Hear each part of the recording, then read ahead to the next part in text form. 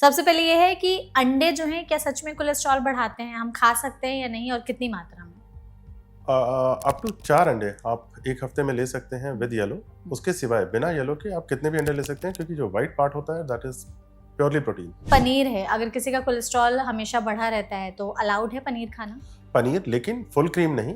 आप low fat paneer लीजिए, वो आपके लिए बहुत अच्छा है। आप टोन दूध से घर पे भी बना सकते हैं या मार्केट में भी अब ले लो सकते फैट हैं। पनीर अवेलेबल है। तो फिश क्या हमारे कोलेस्ट्रॉल को कम करने में मदद करती है? इनफैक्ट जो फैटी फिश होते हैं पैराडॉक्सिकली वो आपके फैट को कम करते हैं। सैल्मन जैसा फिश हुआ या सार्डिनी जैसा फिश हुआ, उसके अंदर ऑयल्स ज़्यादा होते हैं, बट वो इंपॉर्टेंट ऑयल्स हैं, जो गुड ऑयल्स होते हैं वो हैं जो आपके फैट को एक्चुअली कम करेंगे। कोलेस्ट्रॉल के पेशेंट्स के लिए कौन से नट्स अलाउड हैं?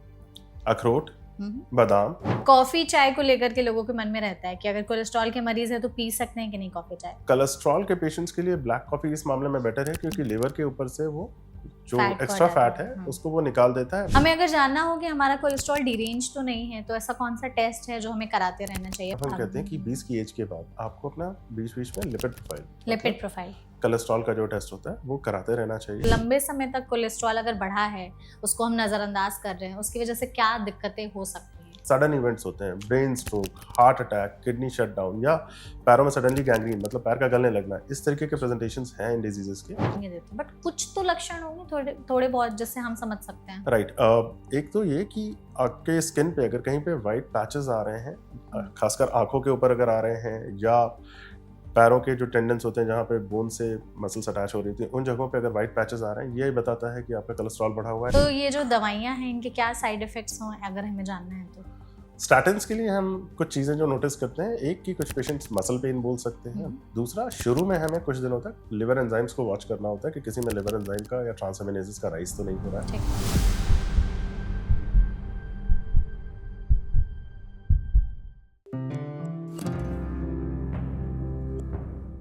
कोलेस्ट्रॉल सुनते ही आपके मन में तमाम तरह की चीजें आती होंगी कि क्या आप अंडा खा सकते हैं, घी खा सकते हैं, नॉनवेज खा सकते हैं, बटर खा सकते हैं, कितना कोलेस्ट्रॉल होना चाहिए, क्या कोलेस्ट्रॉल हमेशा बैड ही होता है या गुड कोलेस्ट्रॉल जैसा भी कुछ होता है, और अगर कोलेस्ट्रॉल लंबे समय तक बढ़ा रहा तो कैसे हार्ट अटैक हो सकता है।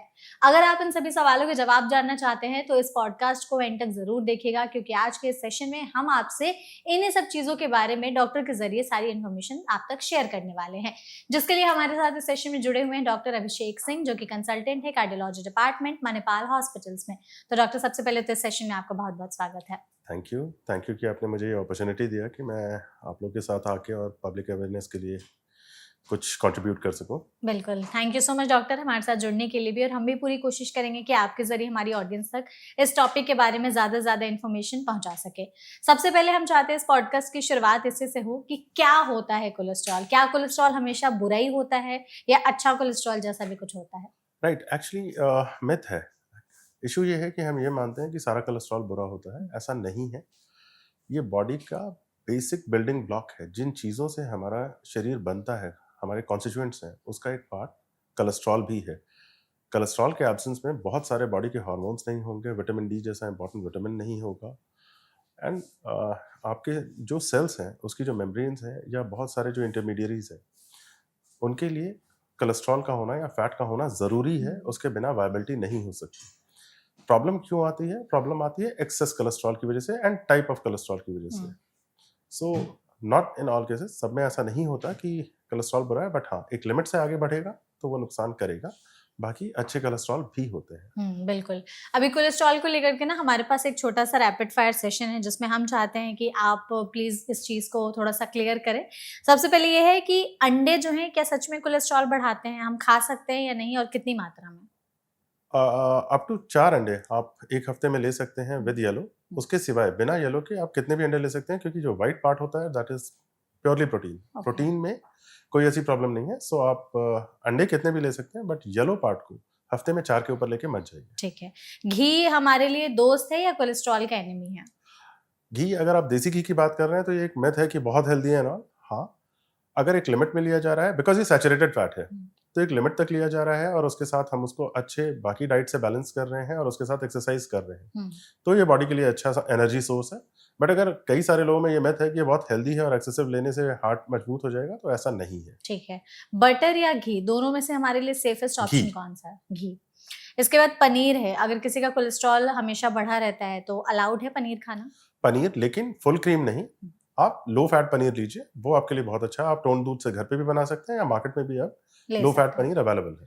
इसी में जैसे आपने दूध की बात की, तो फुल फैट मिल्क या टोन्ड मिल्क कौन सा ज्यादा टोन बेटर है? मिल्क। अभी टोन्ड में भी डबल टोन्ड और एक स्किम्ड मिल्क आ रहा है, तो इन दोनों में क्या ज्यादा बेटर है? टोन मिल्क बेटर है हम्म, बिकॉज कुछ जो अच्छे फैट्स हैं वो आपके बॉडी के लिए रिक्वायर्ड है, सो हम्म, कंप्लीटली हमें उसे बंद अवॉइड नहीं नहीं करने करना है, देना। बट एक्सेस भी नहीं करना है। ठीक है।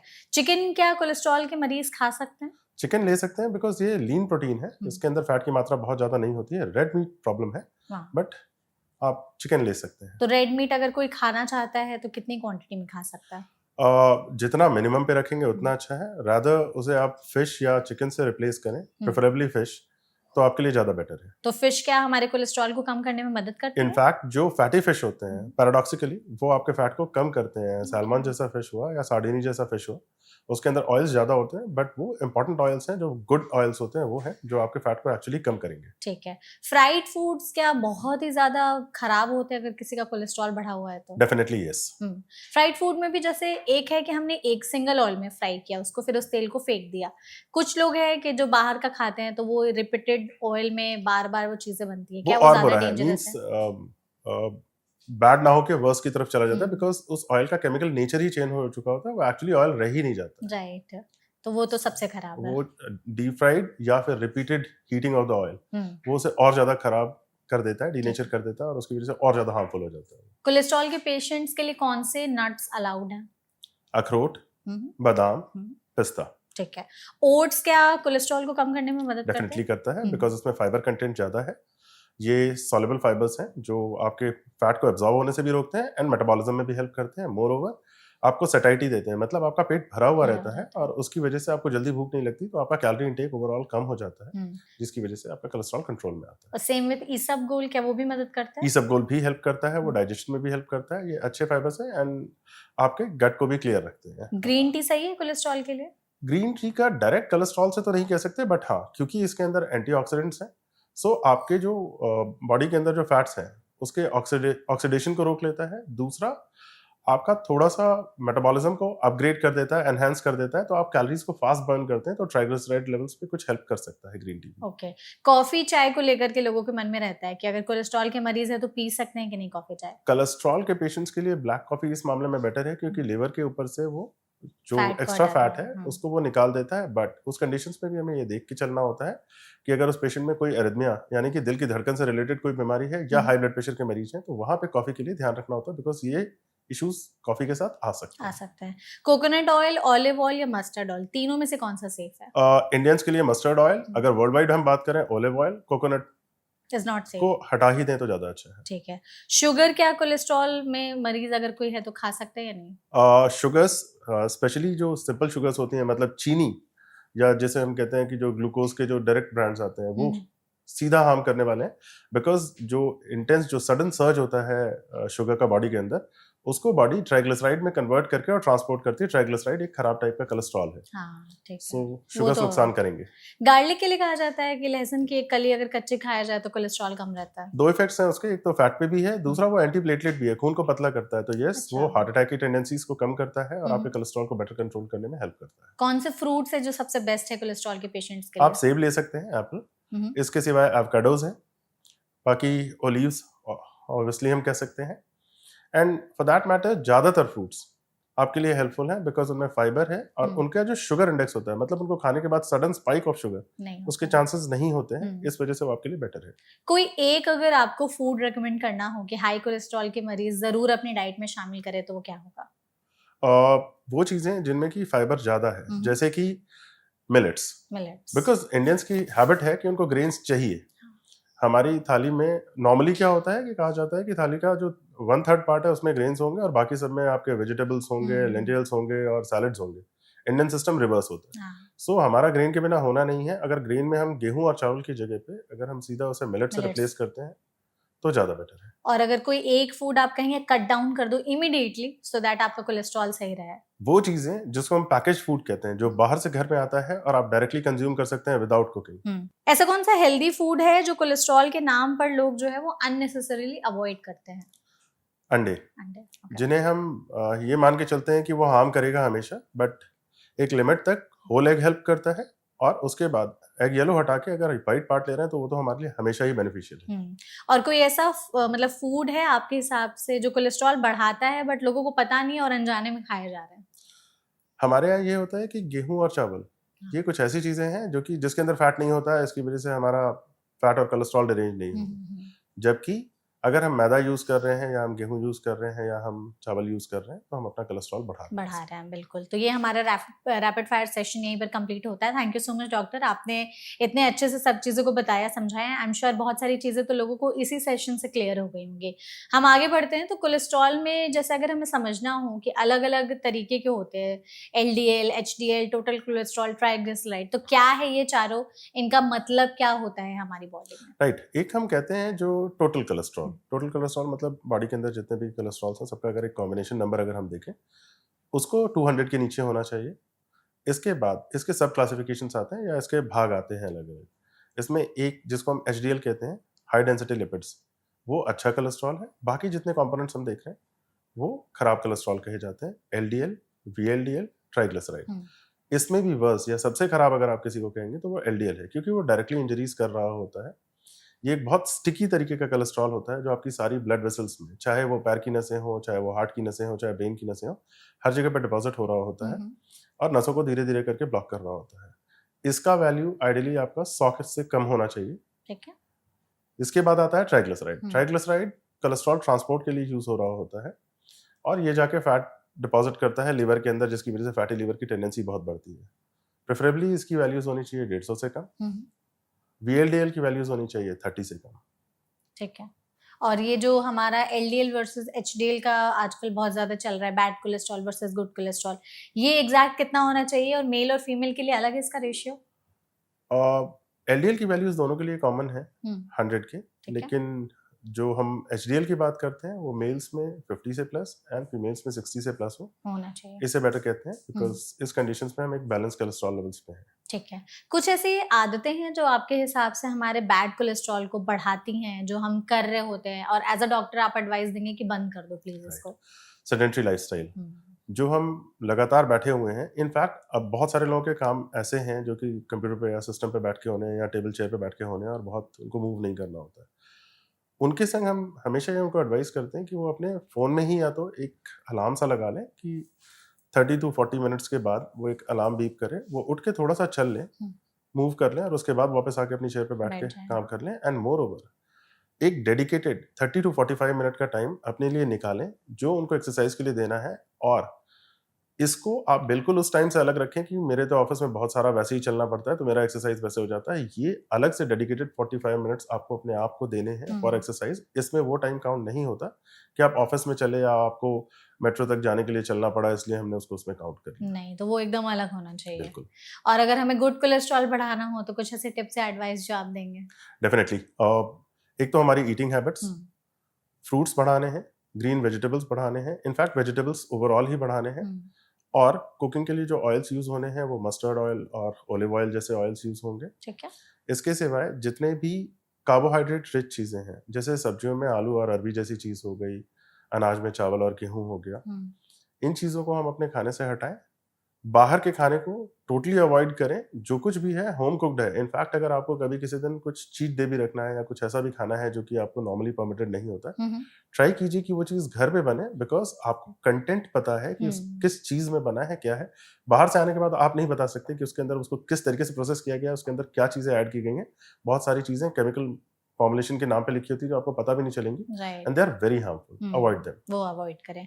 हमें अगर जानना हो कि हमारा कोलेस्ट्रॉल डिरेंज तो नहीं है तो ऐसा कौन सा टेस्ट है जो हमें कराते रहना चाहिए, और कोई एज मार्कर है कि इस उम्र के बाद तो जरूर कराएं? एक्चुअली हम ये कहते हैं कि 20 की एज के बाद, एक टाइम था जब हम कहते थे 35-40 के बाद कीजिए, बट अब हम कहते हैं कि 20 की एज के बाद आपको अपना बीच बीच में लिपिड प्रोफाइल कोलेस्ट्रॉल का जो टेस्ट होता है वो कराते रहना चाहिए। एंड इनफैक्ट जब एक बार आप 40-45 की एज क्रॉस कर लेते हैं तब, या फिर अगर आप में पहले से कोई एग्जिस्टिंग डिजीज है जैसे डायबिटीज हुआ, ब्लड प्रेशर हुआ, या स्मोकिंग की हिस्ट्री है, family history of heart diseases है, या ओबेसिटी या सेडेंटरी लाइफस्टाइल, ये कुछ ऐसी चीजें अगर आप में है, हर साल में एक बार आपको अपना लिपिड प्रोफाइल कराना चाहिए, ध्यान देते हुए कि ये लिपिड प्रोफाइल किया जाए 9 से 12 घंटे की फास्टिंग के बाद। जैसे आप ओवरनाइट फास्टिंग रहेंगे, उस बीच में रात में आप सिर्फ पानी पी सकते हैं, कोई चाय या कॉफी भी नहीं लेनी है जब आप अपना फास्टिंग का टेस्ट दे रहे हो। अदरवाइज अगर आप फास्टिंग नहीं है तो आपके ट्राइग्लिसराइड आर्टिफिशियली और ज़्यादा हाइक होके या बढ़ के आ जाएंगे। मतलब वो टेस्ट कराते रह रहे हैं। कराने तो ये जो लिपिड प्रोफाइल टेस्ट आपने बताया, क्या एक तरीके का ब्लड टेस्ट और कुछ स्पेसिफिक होते हैं कि मतलब कब हाँ, देने चाहिए ऐसे? ये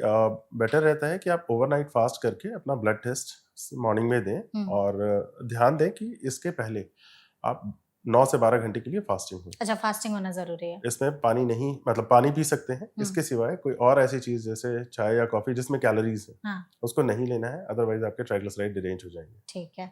और अगर जैसे किसी ने लिपिड प्रोफाइल टेस्ट करा लिया, आपने जो वैल्यूज बताए थे, total cholesterol, triglyceride, LDL, HDL, derange दिख रहे हैं, फर्स्ट स्टेप आपके हिसाब से क्या लेना चाहिए? इनफैक्ट अगर ब्लड रिपोर्ट्स गड़बड़ आई हैं तो सबसे पहले तो आपको डॉक्टर को बताना हाँ। होगा, बिकॉज बहुत सारे लोग सेल्फ मेडिकेशन या सेल्फ लाइफस्टाइल मैनेजमेंट पे चले जाते हैं। लाइफस्टाइल मैनेजमेंट के लिए जाना फिर भी ठीक है कि हाँ, आज से मैं ऐसी चीज़ें जो नुकसान करती हैं उन्हें नहीं खाऊंगा और अपनी लाइफस्टाइल को ऐसा करूंगा जिससे कि मेरे ये कोलेस्ट्रॉल कंट्रोल में आए। लेकिन कई बार आपको एक प्रोफेशनल हेल्प की ज़रूरत होती है, और स्पेशली इनिशियली आपके लिए ये जानना ज़रूरी है कि ये जो बढ़ा हुआ है ये उतना रिस्की है या नहीं, और ये आप खुद से डिफाइन करें, ये गलत हो जाएगा। इससे ठीक बेटर ये है कि आप एक बार डॉक्टर को मिलें, उसको एक बार रिपोर्ट दिखा के और डिस्कस कर लें। वो आपको एक बार एक्सप्लेन कर देते हैं कि क्या लाइफस्टाइल होना चाहिए, क्या डाइट होना चाहिए, आप फॉलो करते रहिए। यू डोंट हैव टू, मतलब बार बार आपको डॉक्टर के पास जाने की जरूरत नहीं है, बट एटलीस्ट एक बार पहले मिलके समझ लेना है कि ये प्रॉब्लम है या नहीं है। और अगर किसी ने जैसे इसको इग्नोर किया, कई लोग ऐसे होते हैं जो टेस्ट करा लेते हैं, देखते वैल्यू डिरेंज है, कहते हैं हाँ छोड़ो देखा जाएगा, जब क्योंकि इसके सिम्टम्स तो ऐसा कुछ हमें दिखाई नहीं दे रहे हैं, तो लंबे समय तक इग्नोर करते चलते हैं। तो लंबे समय तक कोलेस्ट्रॉल अगर बढ़ा है, उसको हम नजरअंदाज कर रहे हैं, उसकी वजह से क्या दिक्कतें हो सकती हैं? राइट, एक्चुअली इसीलिए इसे साइलेंट किलर कहा जाता है। हम उन डिजीज को फिर भी बेटर मानते हैं जो आपको बहुत ज्यादा पेन या प्रॉब्लम इमीडिएटली देती हैं, सिम्टम्स बिकॉज देते उसमें हैं। आप जाके डॉक्टर से तुरंत कंसल्ट करते हैं, ट्रीट कराते हैं और ठीक कर लेते हैं। बट कुछ चीजें, sugar, blood pressure, cholesterol, thyroid, ये साइलेंट किलर्स हैं। ये ग्रेजुअली बढ़ रहे होते हैं, इनके प्रैक्टिकली कोई सिम्टम्स होते ही नहीं है, इनके सडन इवेंट्स होते हैं, brain stroke, heart attack, kidney shutdown, या पैरों में सडनली गैंग्रीन, मतलब पैर का गलने लगना। इस तरीके के प्रेजेंटेशंस हैं इन डिजीजेस के। इस वजह से जैसे ही आपने एक बार देख लिया कि आपकी रिपोर्ट में गड़बड़ी है, डॉक्टर को कंसल्ट कीजिए। डोंट वेट, बिकॉज इस क्लॉक को आप रिवर्ट नहीं कर पाएंगे। एक बार नसों में जो डिपोजिशन हो गया, कोई ऐसा तरीका नहीं है जिससे आप उसको रिवर्ट कर पाओ। फिर दवाएं लेके आप उसे वहां पे रोक तो सकते हैं, बट रिग्रेशन कर पाना बहुत मुश्किल हो जाता है। राइट। तो अगर जैसे कोलेस्ट्रॉल इस तरीके से डिरेंज है, आपने कहा सिम्टम्स दिखाई नहीं देते, बट कुछ तो लक्षण होंगे थोड़े थोड़े बहुत जिससे हम समझ सकते हैं। राइट। एक तो ये कि आपके स्किन पे अगर कहीं पे वाइट पैचेस आ रहे हैं, खासकर आंखों के ऊपर अगर आ रहे हैं, या पैरों के जो टेंडेंस होते हैं जहाँ पे बोन से मसल्स अटैच हो रही थी, उन जगहों पे अगर वाइट पैचेस आ रहे हैं, ये बताता है कि आपका कोलेस्ट्रॉल बढ़ा हुआ है। इसके सिवाय अगर थोड़ा भी चलने में आपकी सांस फूलने लग रही है, या चलते वक्त आपको छाती में कोई भारीपन की शिकायत होती है, ये कंडीशंस, एंड अगर आप सीढ़ियां चढ़ रहे हैं या अपहिल क्लाइंब कर रहे हैं और उस समय आपके पैरों में काफ मसल्स में पेन हो रहा है, तो उसको केवल ये ना समझें कि ये कोई विटामिन की डिफिशियंसी होगी या कैल्शियम की डिफिशियंसी होगी। प्लीज इस कंफ्यूजन में मत रहिएगा। बहुत टाइम पे ये नसों की ब्लॉकेजेस की वजह से हो रहा होता है, जो एक्सेस कोलेस्ट्रॉल से होते हैं। ये जो काफ मसल्स में पेन होता है, ये कई बार रात में सोते वक्त भी होता है कि बहुत ज्यादा हो रहा है। दिन भर सही रहता है, जैसे ही आप रात में रिलैक्स होकर सोएंगे तो आपके वो ट्विचिंग होने लगती है, तो ये भी एक साइन है? नहीं, वो मोस्टली मस्कुलर क्रैम्प्स होते हैं, जो कि आपको इलेक्ट्रोलाइट इम्बैलेंस, मतलब शरीर के अंदर नमक की मात्रा बिगड़ जाने से या कैल्शियम डिफिशियंसी से होता है। जो कोलेस्ट्रॉल से होने वाले सिम्टम्स हैं या फैट से होने वाले, वो मोस्टली एक्सर्शनल होते हैं। एक्सर्शनल मींस कि जब आप वर्क करेंगे, एफर्ट लेंगे, उस समय आपको शॉर्टनेस ऑफ ब्रेथ या पेन या थकान, ये चीजें फील होगी। ठीक है। और अगर इस तरीके के लक्षण दिखाई दे रहे हैं, तो क्या ऐसा होता है कि हमने इसको नजरअंदाज किया, टेस्ट भी हम देख रहे, लाइफस्टाइल नहीं सुधारे, तो सीधे हार्ट अटैक का एक रिस्क बिल्कुल हो सकता है? बिकॉज कई बार लोगों को ये कंफ्यूजन होता है कि जब तक ब्लॉकेज 80% या 90% नहीं पहुंच जाएगी तब तक हार्ट अटैक नहीं होगा। ये मिथ है। एक्चुअली हार्ट अटैक होने के लिए नस का ब्लॉक होना जरूरी है। उसमें होता क्या है कि अगर छोटा भी एक प्लाक है, 20%, 30%, 40% का, और वो सॉफ्ट प्लाक है, मतलब उसका कोलेस्ट्रॉल कंटेंट बहुत हाई है, उसमें फाइबर रिच नहीं है, उसका कैप जो है बहुत सॉफ्ट है, आपने बहुत कोई विग्रस फिजिकल एक्टिविटी की और फास्ट ब्लड सर्कुलेशन में शेयर स्ट्रेस से अगर वो रप्चर हो जाता है प्लाक, तो वहां पे एक रॉ एरिया क्रिएट होगा। और जैसे आपको बाहर चोट लगती है तो जहां पे ब्लीडिंग होती है तुरंत खून जम जाता है, वैसे ही हार्ट की उस नस में उसी जगह पे उसी समय खून जम जाता है, नस बंद हो जाती है, और नॉन क्रिटिकल लीजन मतलब वो जो 70% से कम का ब्लॉक है उसकी वजह से भी आदमी को हार्ट अटैक पड़ सकता है अगर स्पॉट ब्लॉक। ओके। इसमें ऐसा है कि अगर हम कुछ परसेंट अपना वजन कम करते हैं तो कोलेस्ट्रॉल जो है वो वापस से बैलेंस में हो सकता है? डेफिनेटली ये सबसे इंपॉर्टेंट स्टेप्स में से है। हाँ। अगर आप अपना कोलेस्ट्रॉल कंट्रोल में रखना चाहते हैं तो वेट को कम करना या वेट को मैनेज करना सबसे इंपॉर्टेंट स्टेप है। बिल्कुल। बिकॉज कितना वो परसेंट कम? 5 kg to 7 kg of weight अगर हम इस पे बात कर रहे हैं, और अगर हम परसेंटेजेस में बात करें तो 5 to 10% of weight reduction. Overall इसमें डॉक्टर जैसे अगर आपको बताना हो कि जो भी पेशेंट्स या ऑडियंस हमारे इस वीडियो को देख रही हूँ उनको लग रहा है कि हाँ चलो मेरा कोलेस्ट्रॉल इम्बैलेंस है, तो ऐसे मैं क्या स्टेप्स लूँ जिससे मेरा जो कोलेस्ट्रॉल है वो वापस से नॉर्मल रेंज में आ जाए? तो एज अ कार्डियोलॉजिस्ट आप क्या एडवाइस देंगे उनको कि आप ये 4-5 चीजें क्या आपने रोजमर्रा की जिंदगी में बदली है? ठीक है। अभी हम लाइफस्टाइल मॉडिफिकेशन के बारे में अगर बात कर रहे हैं तो एक तो ये कि हमें कार्डियो करनी है। मतलब ये साइकिलिंग हो सकती है, वॉकिंग हो सकती है, स्विमिंग हो सकती है, रनिंग हो सकती है, ट्रेडमिल पे वॉक करना हो सकता है।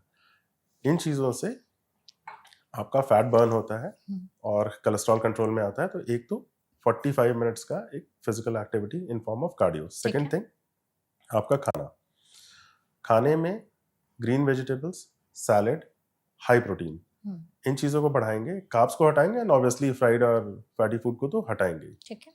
अगर एक थंब रूल के हिसाब से बात करें तो वो चीज़ें एक्सेप्ट फॉर फ्रूट्स, वो चीज़ें जो आप बाहर से घर में लाते हैं और डायरेक्टली खा सकते हैं बिना कुक किए हुए, वो प्रॉब्लम करने वाली हैं। वो चिप्स हो सकते हैं, बिस्किट हो सकते हैं, नमकीन, पिज़्ज़ा, बर्गर, समोसे, पकौड़े, व्हाटएवर, वो नुकसान करने वाला है। इसके सिवाय अगर आप कोई फ्रोजन फूड या प्रोसेस फूड लेके आ रहे हैं वो आपको हार्म करने वाला है, उसको हटाना है, उसको अवॉइड करना है। So high protein, vegetables, fruits, physical activity, ये चीज़ें ऐड करनी है। सेडेंट्री लाइफस्टाइल और बैड ईटिंग हैबिट्स जैसे बाहर का खाना और प्रोसेस फूड, ये हटाना है। ठीक है। जो आजकल 10 के स्टेप्स का चल रहा है तो क्या ये कर सकते हैं, मदद करते हैं? इनफैक्ट 10 के स्टेप्स डेफिनेटली एक मार्कर है जो आपको ये बता देता है कि हाँ आप ठीक ठाक फिजिकल एक्टिविटी कर रहे हैं। बट कई सारे लोग करते क्या है कि वही मैंने जो पहले भी बताया था कि ऑफिस के अपने स्टेप्स को काउंट करते रहते हैं उसमें एंड ऑल। उससे चीजें हो नहीं पाती। रीजन कि जो हम कार्डियो की बात करते हैं उसमें आपका हार्ट रेट एक स्पेसिफिक पॉइंट से ऊपर चला जाता है और लगातार उस परसिस्टेंट हाई रेट पे आप काफी मिनट्स तक वॉक करते रहते हैं। आधे घंटे के लिए, 25 मिनट के लिए वॉक करते हैं, जो आपके हार्ट के एंट्रेनमेंट के लिए और सर्कुलेशन के लिए बेटर रहता है। और अगर आप अपने ऑफिस में काम कर रहे हैं, आप एक पॉइंट से उठे, दूसरे पॉइंट पे पहुंचे, रुक गए, दूसरे पॉइंट से उठे, फिर तीसरे पॉइंट। सो अगेन बार बार हार्ट बेसलाइन को टच कर रहा है, जिसकी वजह से आपको एडिक्वेट रिजल्ट्स नहीं मिल पाते जो आपको एक डेडिकेटेड एक्सरसाइज से मिलते हैं। हाँ। तो इसमें अगर ओवरऑल जैसे आपने कोलेस्ट्रॉल का बताया कि लाइफस्टाइल चेंजेस कर लिया, वजन भी कम कर लिया, सारी चीजें कर ली, क्या पॉसिबल है कि रिवर्स हो सकता है या ऐसा है कि फिर हमें इसको लाइफ लॉन्ग चलाना ही पड़ेगा?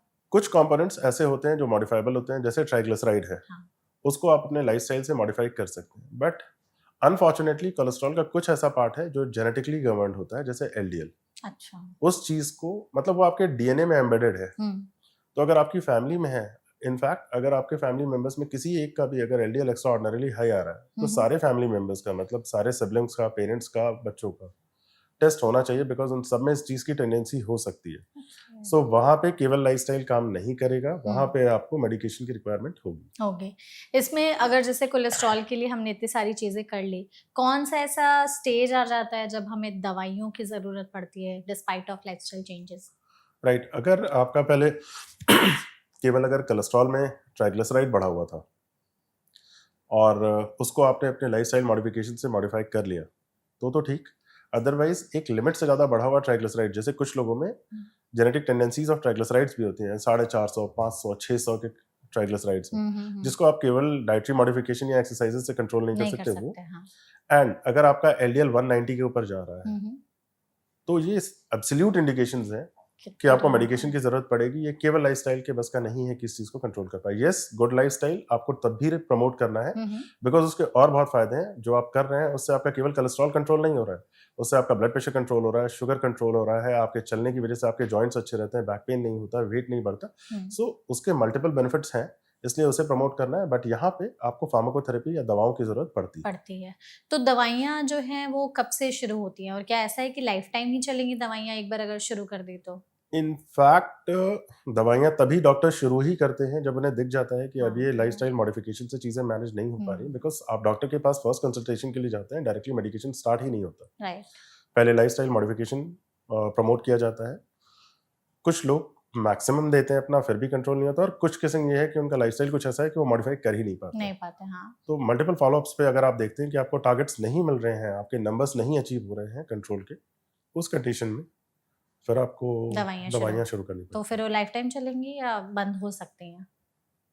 हैं। डिपेंड करता है कि आपके लेवल्स कैसे हैं। हम्म, अगर जस्ट बॉर्डर पे आप आ रहे हो दवाओं के थ्रू, तो आपके दवा छोड़ते ही फिर वो ऊपर जाएगा। हाँ। सो यस, ये फैक्ट है कि ज़्यादातर लोगों में दवा शुरू करने के बाद उसे हमें लाइफ लॉन्ग देना होता है। यही तो लोगों के मन में रहता है कि हमने दवाइयाँ शुरू कर दी, फिर हमें उसे खाते रहना पड़ेगा, क्योंकि हम जैसे ही छोड़ेंगे वो बाउंस बैक होकर के आएगा।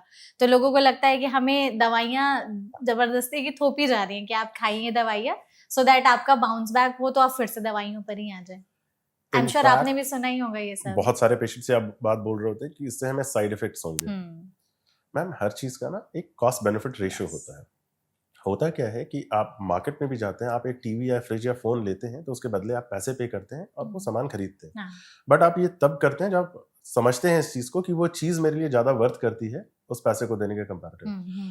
सो नो डिनायल्स कि ड्रग के कुछ माइनर साइड इफेक्ट्स हो सकते हैं, बट वो सारे के सारे जो साइड इफेक्ट्स हैं वो ऑलरेडी डॉक्यूमेंटेड हैं, और डॉक्टर्स उसके लिए मॉनिटर कर रहे होते हैं कि अगर किसी पर्टिकुलर पेशेंट में एक पर्टिकुलर दवा से एक साइड इफेक्ट आ रहा है तो उस दवा को हम चेंज कर सकते हैं। हमारे पास मल्टीपल ऑप्शंस है, ठीक है। उसके डोसेज हम कम या ज़्यादा कर सकते हैं, उससे वो मॉडिफाई हो जाएगा। बट अगर आप दवा नहीं लेते, देन बी श्योर कि बहुत ज़्यादा चांसेस हैं कि आपको कुछ एडवर्स इवेंट या कोई हार्ट अटैक या ब्रेन स्ट्रोक की टेंडेंसी होगी। हो सकती है। तो ये जो दवाइयाँ हैं इनके क्या साइड इफ़ेक्ट्स हों अगर हमें जानना है तो? स्टैटिन्स के लिए हम कुछ चीज़ें जो नोटिस करते हैं, एक की कुछ पेशेंट्स मसल पेन बोल सकते हैं, हुँ, बहुत कॉमन नहीं है, बहुत रेयर है, इंडियन हुँ, पेशेंट्स में इतना ज़्यादा देखा नहीं, एक ये। दूसरा, शुरू में हमें कुछ दिनों तक लिवर एंजाइम्स को वॉच करना होता है कि किसी में लिवर एंजाइम का या ट्रांसएमिनेसेस का राइज़ तो नहीं हो रहा है। ठीक है। और अगर शुरुआत में ये नहीं हो रहा तो फिर दोबारा नहीं होता है। ऐसा नहीं है कि आपको हर बार लिपिड प्रोफाइल के साथ ट्रांसएमिनेसेस चेक ही करने हैं, अगर किसी में ऐसी टेंडेंसी होनी है तो शुरू में पता लग जाती है। अच्छा, ठीक है। इसके सिवाय बहुत रेयर कंडीशंस में कुछ लोग कहते हैं मेमोरी लॉस, बट ये बहुत क्लियर डॉक्यूमेंटेड नहीं है, हुँ, हुँ। बिकॉज ये एजिंग के साथ ही कोलेस्ट्रॉल बढ़ रहा होता है बढ़ता और है, एजिंग हाँ। के साथ ही आप ये दवा दे रहे होते हो, तो कुछ डाउटफुल से कोरिलेशंस हैं, इसके सिवाय कुछ खास नहीं। हुँ। जो दवाइयाँ हैं उनको लेने का कोई ऐसा है कि सही तरीका क्या होना चाहिए, सही टाइम क्या होना चाहिए जो आप पर ज़्यादा अच्छे से असर करे? यूजुअली हम पेशेंट को ये रात के लिए बोल रहे होते हैं, बट ऐसा कोई रूल नहीं है, बिकॉज अब जो मेडिसिन अवेलेबल हैं वो राउंड द क्लॉक या 24 आवर्स वर्क करने वाली है, तो हुँ, आप अपने कन्वीनियंस के हिसाब से जिस भी समय आप डिसाइड करते हैं उस समय लें। बट ध्यान रखें कि अगर आपने एक टाइम डिसाइड किया है तो उसके 1 घंटा आगे पीछे में आप उसको ले लें। ये ऐसा ना हो कि आज तो सुबह ले ली, कल शाम को ले ली, फिर 2 दिन नहीं ली, अच्छा नहीं ऐसे नहीं। ऐसा नहीं करना होता। और दवाइयाँ लेते वक़्त कुछ चीज़ें हैं कि ना करें या ना खाएँ, ना पिएँ या कुछ ऐसी एक्टिविटीज़ नहीं, जो इन अवॉइड दवाओं करें? का सबसे अच्छा पार्ट ये है कि इसके साथ फास्टिंग, नॉन फास्टिंग का कोई चक्कर नहीं है, ठीक है। या कुछ ऐसा नहीं है कि दिन के इसी टाइम पे खा सकते हैं, या इसको खाने के बाद इतनी देर तक खाली पेट रहना है, इस तरीके की किसी चीज़ों की ज़रूरत पड़ती नहीं है इन दवाओं चाय, से। कॉफ़ी वग़ैरह पी के बिल्कुल ले सकते हैं ले इसके सकते साथ, हैं। बिल्कुल ले सकते हैं। अगर किसी से स्किप हो गई एक दिन कोलेस्ट्रॉल की दवाई, तो क्या अगले दिन 2 डोज़ ले सकते हैं या? नहीं, अगर आपको 12 आवर्स के अंदर याद आ जाता है, तो आप अपनी डोज़ ले लीजिए। अगर आपको 12 आवर्स के अंदर नहीं याद आता है, तो आप अगले दिन वाली डोज़ पे ही जाइए। ठीक है। और अगर सेम टाइम किसी ने फिक्स किया है बट टाइमिंग ऊपर-नीचे बार-बार हो रही है, तो फिर वो कौन-सा हमें कितने देर का टाइम मेंटेन करके चलना यूजुअली चाहिए? हम ये कहते हैं कि कोशिश ये कीजिए कि आप 1 घंटा आगे पीछे में इसको ले लें। वैसे तो अब ऐसे ड्रग्स आ चुके हैं जो इंजेक्टेबल फॉर्म में आते हैं, हुँ, जिसको हुँ। आप एक बार लेने के बाद आपको 6 महीने बाद दोबारा इंजेक्शन लगता है। ओके। बट अभी उसके इंडिकेशंस रिजर्व्ड है कुछ कंडीशंस में, जहाँ पे कि ये ओरल मेडिकेशंस नहीं वर्क करते, वहाँ पे हम दे रहे हैं, एंड अगेन कॉस्ट उसकी ज़्यादा है। हुँ। इस वजह से अभी हम उसको हर पेशेंट में प्रमोट नहीं करते। नहीं कर दवाइयाँ जैसे मोस्टली खून पतला करने की दवाइयाँ होती होंगी कोलेस्ट्रॉल के लिए। कुछ लोग क्या होते हैं ना कि अलग से भी कुछ सप्लीमेंट्स वगैरह लेने लगते हुँ। हैं। जैसे कुछ अलग तरीके से अपनी डाइट में वैसी चीज़ें शामिल कर ली कि गार्लिक हो गया, बहुत सारे लोग अर्जुन की छाल वगैरह भी हुँ। इस्तेमाल करने लगते हैं इंटरनेट पर देख कर के। तो एक तो हम खून पतला करने की दवाई भी खा रहे हैं, फिर ये होम रेमेडीज़ भी कर रहे हैं, तो ज़्यादा खून नहीं पतला हो जाएगा फिर?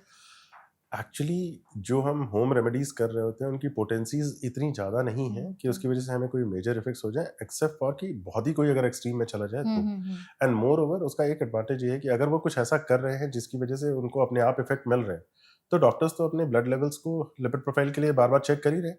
अगर उनको लग रहा है कि ड्रग की रिक्वायरमेंट अब कम हो रही है, लाइफ़स्टाइल बहुत अच्छा मॉडिफ़ाई कर लिया, तो हम ड्रग डोसेज को टेपर ऑफ करते हैं, मतलब ग्रेजुअली लोअर डाउन करते हैं। हुँ। और अगर पेशेंट समहाउ अपनी कोलेस्ट्रॉल्स को खुद ही अपने लाइफस्टाइल मॉडिफिकेशन से मैनेज कर लेता है, तो उस कंडीशन में हम ड्रग विड्रॉ कर देंगे, फिर हमें दवा की जरूरत नहीं है, बिकॉज हमें अपने नंबर्स देखते रहना होता है। अगर हमारे नंबर्स ठीक आ रहे हैं और हमें रिजल्ट्स ठीक मिल रहे हैं, दवा विड्रॉ हो जाएगी।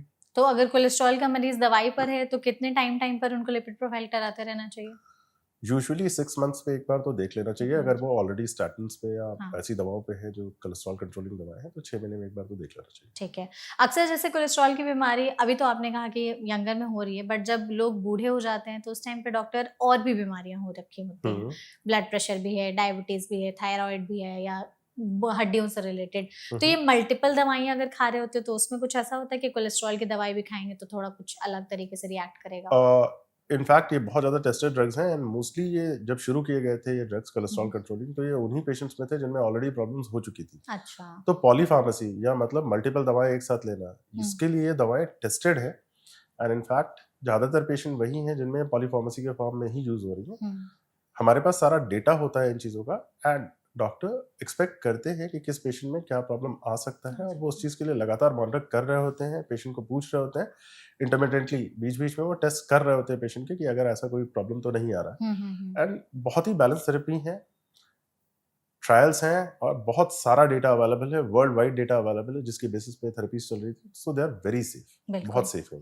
दवाइयों के अलावा अभी जैसे आपने कहा था कि इंजेक्शंस भी आ गए हैं, तो कुछ ऐसे एडवांसमेंट्स आई हैं ट्रीटमेंट में कोलेस्ट्रॉल की कि दवाइयों के अलावा कुछ नहीं? क्योंकि हमने भी सुना था कि कुछ ऐसे इंजेक्शंस आए कि आपको सिर्फ एक बार लेने होंगे 6 महीने पे, साल भर में, तो इस तरीके के थोड़ा सा उसके बारे में बता दीजिए। राइट, पहले जो क्लास 1 ड्रग्स हम कहते हैं एलडीएल कंट्रोल के लिए, वो स्टैटिन्स होती हैं, जो कि एक जनरल ग्रुप है जिसके अंदर बहुत सारे अलग अलग मॉलिक्यूल्स आते हैं। वो क्लास 1 रिकमेंडेशन है। अगर उस पर किसी का कोलेस्ट्रॉल कंट्रोल नहीं हो रहा है तो हम इंजेक्टेबल्स पे जाते हैं, या फिर अगर पेशेंट स्टैटिन को टॉलरेट नहीं कर सकता, उसको कोई साइड इफेक्ट आ रहा है लीवर का या मसल पेन का, उन कंडीशंस में हम इंजेक्टेबल्स पे जाते हैं, बिकॉज एक तो ये सेकंड लाइन ऑफ ड्रग है, सेकंड थिंग अभी कॉस्टली है। एक बार जब इनके जेनरिक्स अवेलेबल हो जाएंगे, कॉस्ट कम हो जाएगा, तो प्रोबेबली इनका यूसेज और बढ़ेगा। और ये कंप्लायंस में हेल्प करेंगे। कंप्लायंस का मतलब ये कि जो रोज रोज दवा लेने से लोगों को लगता है कि झंझट है, मैं भूल जाता हूँ ना, वो चीजें थोड़ी बेटर हो जाएंगी उन इंजेक्टेबल फॉर्मुलेशन से। बट अगेन अभी हम उसको सेकंड लाइन पे रखते हैं। इनफैक्ट जो अभी जो ट्रायल्स और जो रिसर्च चल रहा है वो जीन थेरेपीज के लिए भी चल रहा है कि जीन्स में कुछ इस तरीके के मॉडिफिकेशंस कर सके जिसकी वजह से कोलेस्ट्रॉल के लेवल परसिस्टेंटली लो रहने लगे। बट वो सब चीजें भी पाइपलाइन में है। तो ये सारे एडवांसमेंट्स हैं। तो अभी तक हम लोगों ने जो भी बातचीत की डॉक्टर, वो आई एम श्योर हमारी ऑडियंस को बहुत अच्छे तरीके से समझ में आया होगा। आपने सच में बहुत ही सिंपल लैंग्वेज में सारी चीज़ों को बताया, समझाया। हम चाहते बस जाते जाते आप एंड में ऑडियंस के लिए एक एडवाइस ज़रूर दें कि अगर उनको पता है कि कोलेस्ट्रॉल बढ़ रहा है या लोग कितने रिस्क पर हैं कोलेस्ट्रॉल होने के, कौन से लोग हैं, तो वो खुद को आइडेंटिफाई कर ले कि हम रिस्क में हैं, तो हम अभी से ही अपने जीवन शैली में बदलाव करेंगे और आगे इस बीमारी के बढ़ने के चांसेस को कम से कम रखेंगे। राइट, सो अगर आपको ऐसा लगता है किसी भी पॉइंट पे मिसकंसेप्शन है कि मुझे कोलेस्ट्रॉल नहीं हो सकता या मुझे प्रॉब्लम नहीं हो सकता, तो प्लीज इस मिथ से बाहर निकले।